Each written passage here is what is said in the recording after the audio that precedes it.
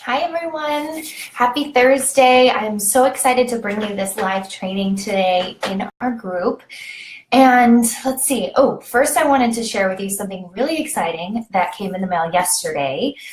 So if any of you are familiar, probably a lot of you are, she's pretty popular. I've known about her for a while, but if you know of Dr. Ezzie Spencer, she has a podcast and a book, maybe more than one book, and a brand called Lunar Abundance. And I thought, first of all, I love this book. It is full of beauty and I'm so excited, but she sent it to me in the mail to review before I interview her for the podcast in the next couple weeks. So I'm excited to dive in even more deeply to all of this wisdom and knowledge that she's provided in this book before I interview her. And I can't wait to share the podcast episode with you. It's yet to be recorded, but it's going to be beautiful. And I thought also, what a beautiful example of a sexy, soulful, and successful brand when it comes to Lunar Abundance and what Ezzie's created.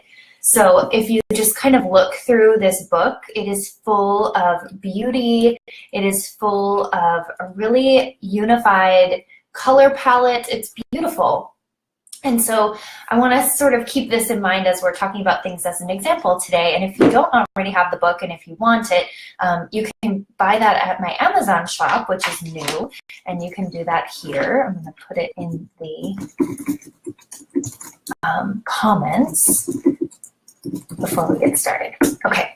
Cool. So I got a lot of questions for this training, and I want to take a moment quickly to introduce myself before we get started, because some of you, this may be your first time actually meeting me, and I'm excited to connect with you here. So my name is Emily Castle. I'm a soulful success coach for women leaders and entrepreneurs worldwide, and I also host the podcast Sexy Soulful Success, which may be a reason you're even in this group in the first place, so thank you for listening. And I really believe that when a woman fully embraces and expresses her innate feminine wisdom, it impacts her future, our future as women, and the future of the world in a really beautiful way that is so needed today. And last week I shared a lot about the philosophy and approach behind my coaching model and methods. So if you're curious about that, you can revisit that video. And it's posted in the group. I believe it's a pinned post at the moment. I currently have a full private coaching roster, and that is something that I do offer, but I have 2 half-day intensive sessions open for next month in February. So if you're interested in any of those to help you dive deeper into what we talk about in today's training, you can apply for one of those spots on my website at emilycastle.com/private-coaching. And once I receive your application, I'll reach out to you for a consultation phone call. We'll coordinate details and so on. I also have a high-level business mastermind that I'm putting together. So if you're curious about joining that or being part of that, you can email me at emily@emilycastle.com. At the moment, it's invite only. So if you are interested and curious in that kind of experience, please email me. Hi, Taylor. I just can see your comments, but I can't see who's watching anymore. It's like a funny update that they did with Facebook Live. And let's see, the registration deadline for that will be closing March 15th on my birthday. So if you're excited about that opportunity, it's going to include private coaching for your business and your life, a 5-day retreat on the West Coast in California. It's going to include a beautiful, beautiful group of women in sisterhood together, world-class expert mentors who are going to be leading trainings for us every single month, weekly sister circle calls with intimate groups of women in the program, 3 seasonal half-day retreats, virtual or in person, and so much more. So again, if that sounds appealing to you, you can reach out to me at emily@emilycastle.com. We'll be starting the week of March 19th. Coinciding with the spring equinox, which is a really powerful time for new beginnings and planting new seeds. So super excited about that. So let's talk about why branding is even important in the first place. Because I think there are so many times where, we can throw together something. We want to start a business. We want to make some quick money. We want to, fill in the blank, whatever your motivation is for starting a business. We want to make a difference in the world. And sometimes we forget that branding is such an important part of this, because what it does is it helps us connect to the hearts of the people that we serve. It helps create resonance with those people so that they know that we are the right person for them, or we are the right business for them. And it helps us to make sure that the values are aligned, that we're actually speaking to the people we want to speak to. It makes our work more fun and enjoyable because things are in alignment and people already get it before they even work with you. We're building connection. And it's also really important because almost every market today is pretty saturated. We live in an online world, and it's no longer the case that the only, person available to do X, Y, and Z or deliver X, Y, and Z service, or the only place to buy is, the corner shop in your neighborhood. Now we have endless options and opportunities. We are able to connect across borders, across oceans, across the entire world. And so it makes it even more important that you are standing out in your industry, but also not standing out in a way that is like salesy or just big and loud, but in a way that feels authentic to you and feels like an extension of you. I like to think of branding as presenting everything online and in your business as a way to help people feel the way that they would feel if they met you in person in real life. And that really helps me personally to reframe branding and to keep in mind what the actual goal and intention is behind it. And most importantly, it's important because this is an extension of you, and you want it to feel like you. You want it to feel fun. You want it to connect with people who you're going to enjoy, who are going to vibe with you, and not pretending to be something that you're not to try to appeal to a certain audience. Okay, so branding is so important in this respect, in the way that I like to share about it and teach it, because it creates a sustainable business. Because when your brand, when it's done right, it will act as an umbrella and feel like you, so it can grow with you and ebb and flow with you as you change directions and change course, so that you won't have to change absolutely everything if you decide to change what you offer or do in your business in the future. So let's just say, for example, if I started my business and I am a, life coach generally, and then I transition into being more of a business coach, and later I transition into helping women with specific health issues or something, and then later it becomes something else. My brand doesn't have to change because my brand is aligned with me and who I am and what I believe and the difference that I want to make in the world, right? So like, you wouldn't necessarily change all the decor in your home or the way that you dress just because you moved somewhere else, right? Like, that may shift a little bit, but it's not going to change your entire personality. It's not going to change your whole style. Same thing with your brand. And as your business is ebbing and flowing and growing and changing, you want this to be something that is consistent, that is an expression of you. So the first thing that you need to know in order to create a sexy, soulful, and successful brand is to know who you are. Who you are. So what do you love? How do you want to make people feel? What are your strengths? And what makes you unique? So a journaling question to sort of dive into this a little bit deeper would be, what do people who know me well tell me I'm really awesome at? Or what do I bring to the table that's unique for my clients and for other people in my life? Another great way to do this is to take this free quiz. It's by this woman that I love and admire. I think her name is pronounced Ceres Mooney, maybe Carrie's Cherish. I don't know. I'm going to post that in the comments here. There's a link to that. And you can take her quiz for free, and it'll tell you your brand archetype, which I really love. And if you know me, you know that I love archetypes and working with them in my coaching practice. So this is a really great way to sort of, let me actually post the direct link to the quiz for you here. And you can go there. It's totally free. There's a really inexpensive upgrade to find your secondary brand archetype, but you don't have to do that if you don't want to, but there's an option there. And I just really love her work. I've used it in my own business. I've used it with my clients. And it's really, really brilliant. And I highly recommend that in terms of getting to know like more of who you are and what your brand looks like as a result of that. So that's a really great resource. And let's see, the next piece you need to know, there are 3 main things. So the first one is know who you are. The second one is to know why you're here. This has been coming up a lot for me personally, a lot for me in my coaching sessions with clients, in the Soulful Success Collective group coaching program, and everything across the board.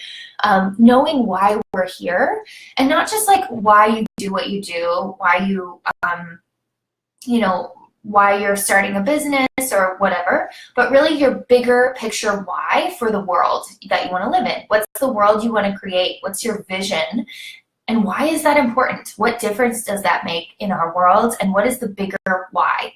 And from that bigger why, you're able to sort of condense down into your core message, which is the thread that sort of runs through every single thing that you do and offer.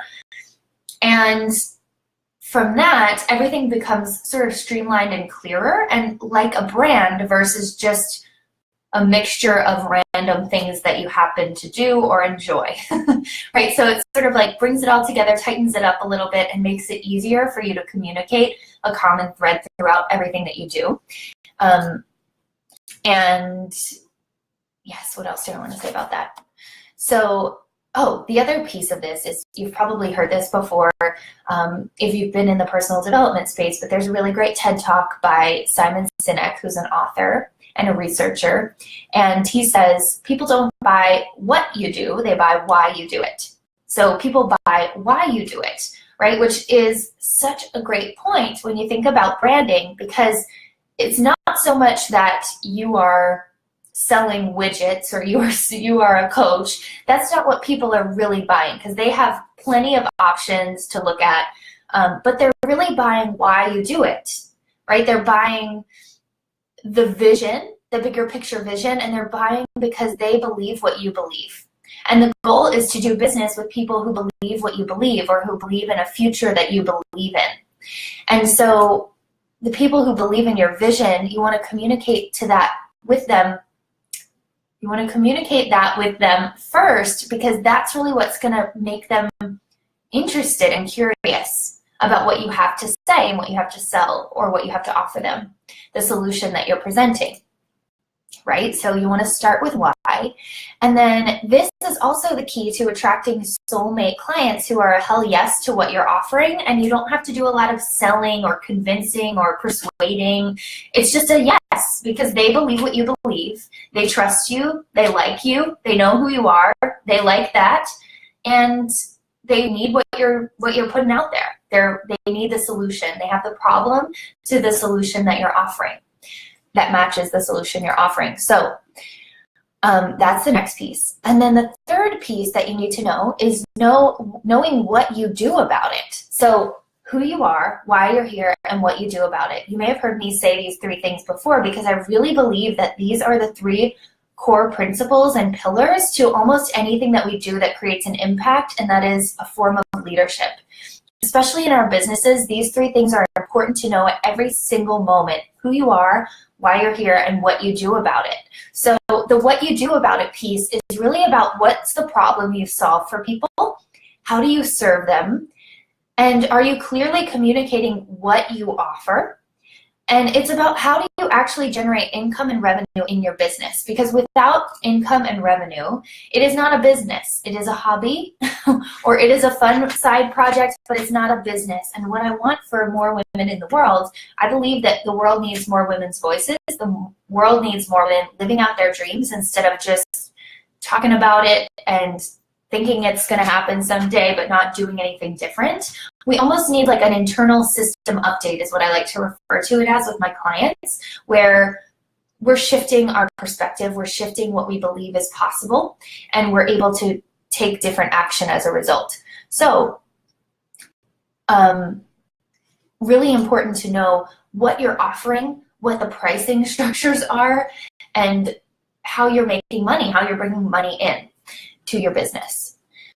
and to your brand. Because even if you are a content creator, or even if you are, you know, a brand requires that you put a lot of time and energy into it, and it's not going to be sustainable or successful long term. It's not going to feel sexy. It's not going to feel soulful if you don't actually have something coming back from all of your output. It's not going to feel good. It's going to feel icky. You're going to be like, why am I doing this? Is it really worth it? All these questions that are going to come up, self-doubt, fear, whatever. And for good reason, because you're not really getting anything out of it. You know, it's not adding something to your life in a way that's sustainable in a lot of cases.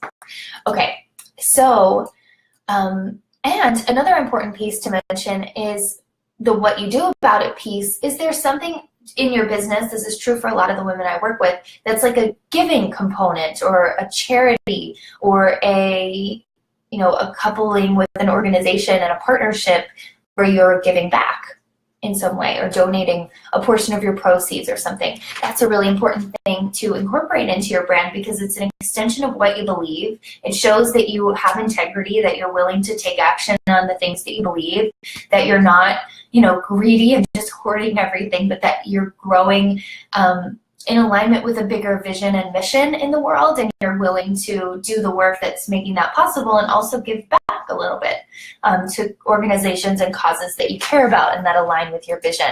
So that's something else to think about.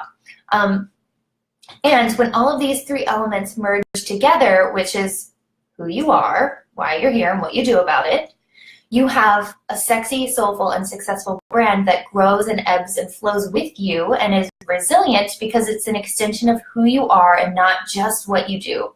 So being authentically yourself is the #1 thing that's going to attract people to you and to your brand. So no one wants to buy from or work with a robot who says and does all the right things but can't connect emotionally human to human or isn't telling a real story. What we know from a ton of research is that people connect to stories, and that's what makes them feel something because there's an emotional connection. They can relate to it. It's not just spitting out facts or saying like, here are the, you know, benefits and the and cost benefit analysis or numbers or just getting really linear about it. It's about also making them feel something, having that emotional connection to people through your brand where you're able to be vulnerable and share what's really going on or your story behind the scenes or why you're doing what you're doing. All of these things sort of come together to make sure that your brand is actually connecting and doing what you want it to do and being sexy, soulful, and successful. So those are the 3 core principles that I need you to know. And then I also had some questions that a few of you had submitted in the event page, so I want to address those. Allison asked a few. So when first starting a business, do you recommend to have a professionally designed website? Also, after designed, is WordPress, Wix, etc. more user-friendly? So I think I mentioned this last week in the last training, but I personally love to use Squarespace. I recommend it all the time. It is incredibly intuitive, beautiful design, really easy to use and user-friendly. It's really simple. You can host a podcast from there. Like, it integrates with a lot of things, and a lot of plugins work with Squarespace as well. So I really enjoy Squarespace. I think it's professional looking, and yet you don't have to pay a ton of money. You can probably figure it out yourself if you're on a bootstrap budget in the beginning of your business, or you just want to sort of have a landing page up there for people to contact you with some info about your business. And it can still feel like you, add a picture of you or something, like get a professional photo done and add it in there so that you are actually sharing yourself with people and have something online. You have some presence where they can find you and connect with you even if you don't have a ton of content up there at first. Let me see, what are the other questions? Okay, for professionally done photos on a website, do most coaches invest in photos, or is it typically an exchange of sorts for advertising their new photography businesses as well if you give them credit? Usually you will pay for that. You can find connections or photographers who might be wanting to build their portfolio, or even student photographers if you live close to a college campus or something like that. You may be able to find a good rate or someone who's willing to do it for free. But I find that when I pay for my photos, I come really planned. Like, more strategic, and I know a few amazing photographers who I really value their work and their time, so I like to pay them. And usually though, because they are on board with what I do, they usually offer me somewhat of like a discount, or we do a little bit of trade. You can always negotiate some things, but ultimately, yeah, I think there are options across the board at any price range, depending on what you need and how many photos you need and things like that. Let me see here. Okay. When you are your brand, do you feel like you always have to be on when you're out and about? This question is probably more than one question. Okay, so when you are your brand, do you feel like you always have to be on when you're out and about? That's such a great question and such a great point.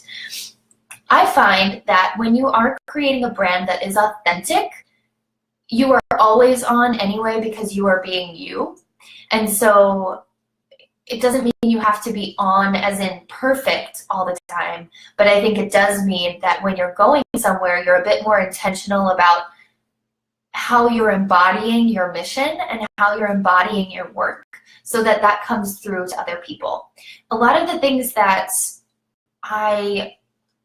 when I'm out and about, I don't usually feel like I have to have like a full face of makeup on or anything like that when I'm like walking my dog, if that's what you mean by this question. But I feel like ultimately people want to work with people who are real human beings. And so if you're being a real human being and maybe you're even having a tough day and you're able to share that with someone in a way that aligns with your mission and what you do and your brand, there's always a way to be real and authentic and aligned with your brand. So it doesn't mean you have to be on as in perfect all the time or always, a certain way, but it means that you are embodied, and so that expression can change and shift as you change and shift, as your days change and shift, as your mood changes and shifts, all of that.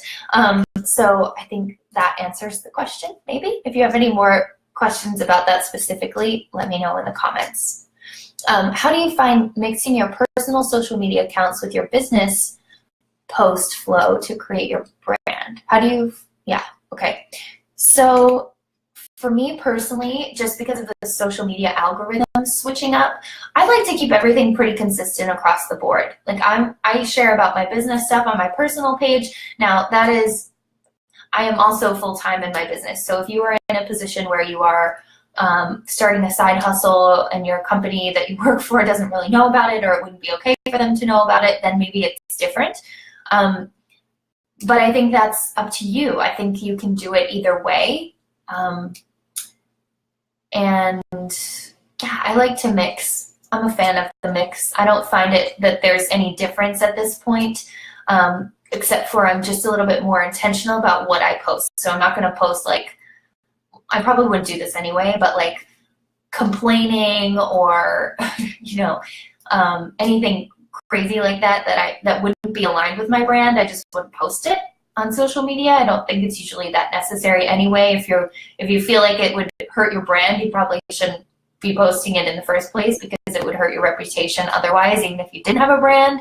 And you're probably not in alignment if you're questioning whether or not to post something. Just don't. And sit on it, wait, and then see later if it feels right. And also I think sometimes things go unposted because they don't fit like a color scheme or something in my business, and that's okay. I don't think that's inauthentic, it's just intentional. Okay. Okay, what are the pros and cons of using your name for your business versus a clever name that describes your brand? This is such a great question. I thought about this in the beginning of my business so much, and what I found is, and what I recommend to my clients now, is use your name, because if you if you get the URL for your name, it's going to be so much better, because one, you want to claim that URL in the first place, and two, people can find you easier, and three, it's easier for people to remember when you tell them your name and then give them your website. Like if I were to say, hi, I'm Emily Castle, and my website is thesexysoulfulsuccessrevolution.com, maybe people would remember that, but maybe they wouldn't. It's just easier for them to remember both the name and a, hold on one second. Okay. It's easier for them to remember your name and just search that in Google and it'll probably come up with your website. So I find that easier. I don't know, just an intuitive thing. And then also, I think when we're talking about creating a business and a brand that's sustainable, you want that to continue to be you. And like I said, the expressions of what you do can change. So I don't like to be locked into a certain program or a certain thing that I think at one stage of my life is like really awesome and cool. And then later I'm like, ugh, I don't ever want to hear that again. And then have to completely change my entire business and brand to accommodate that. So what I prefer is to have, and what I want to make this point, what I've seen a lot is people have done that in the past where they sort of like created, they used a creative name for their business and built their whole brand on that. Later, what I've noticed in the past 10 years watching businesses and stuff, is that they end up shifting it to their name later in time anyway. So what I prefer and what I recommend is that you use your name for your brand, for your business, for your website, all that jazz, social media handles, everything.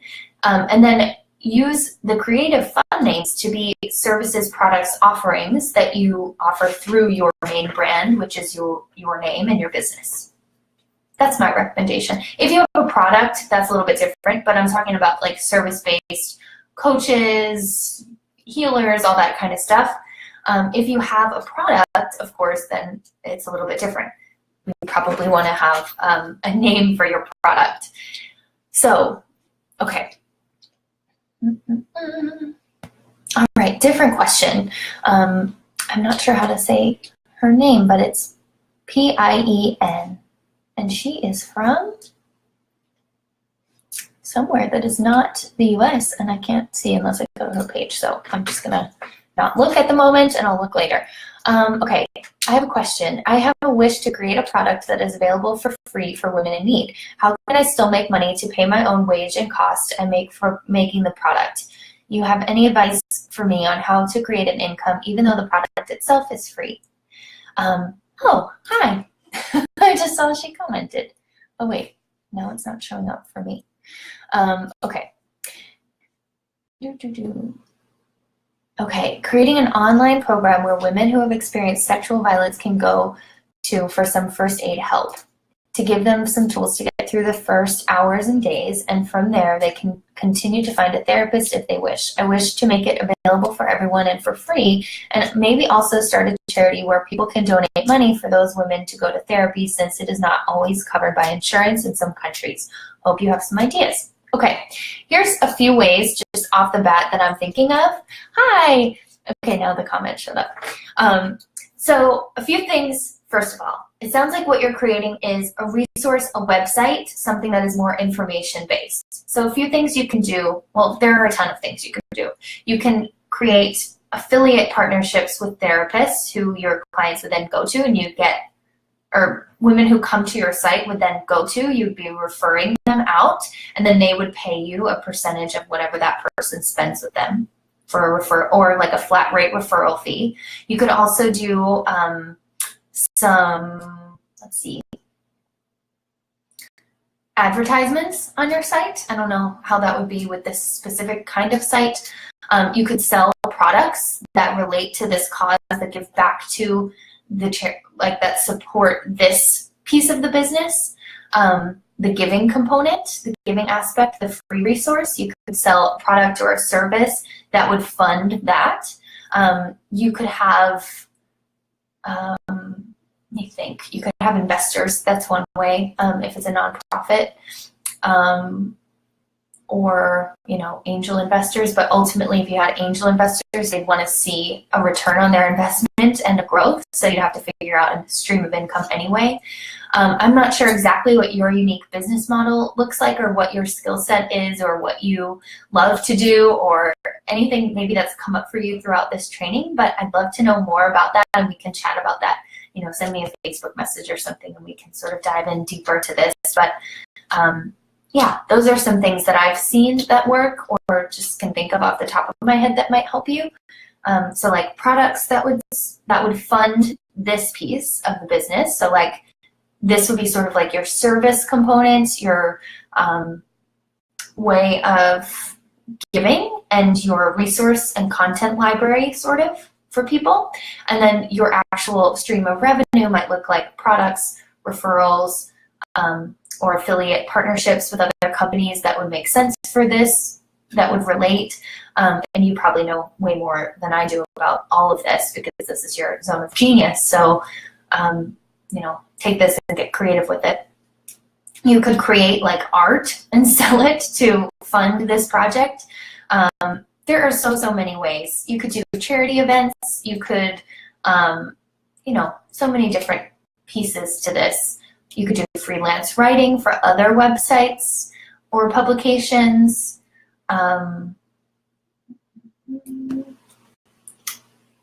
Yeah. Think about businesses who would want to get, if that's the audience that you want to serve, think about businesses who might want to get their product or anything in front of those women. Those could be advertisers or affiliate partners or collaborators with you on that. That's all I can think of at the moment, but I'm sure if you give me some time, I could think of more.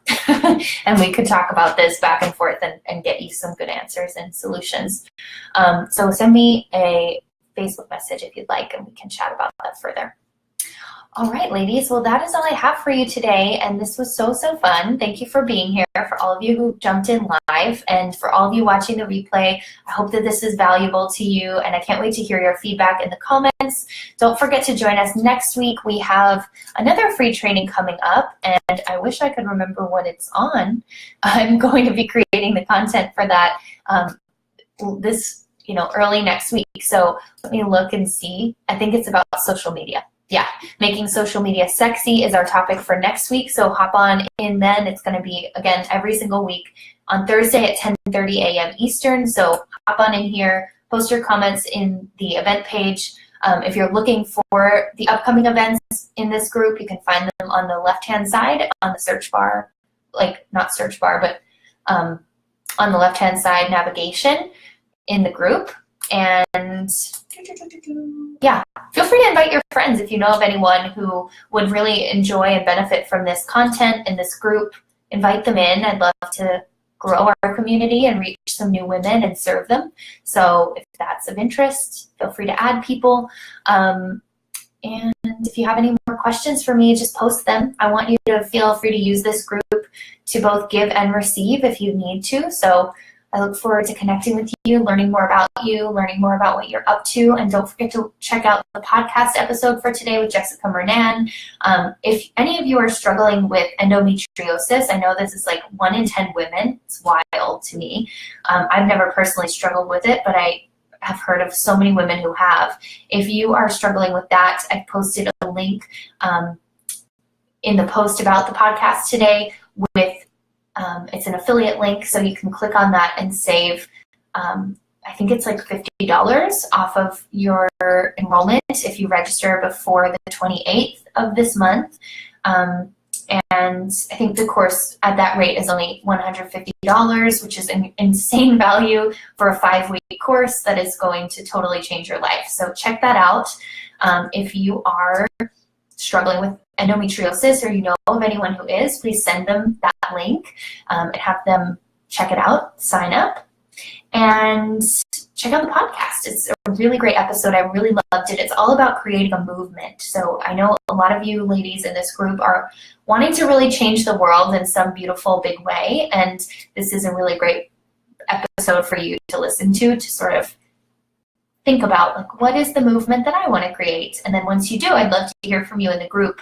Share with us what is the movement that you are creating or that you want to create in the world. So, okay, have a beautiful Thursday. I've got to go, but I will talk to you soon. Bye, ladies.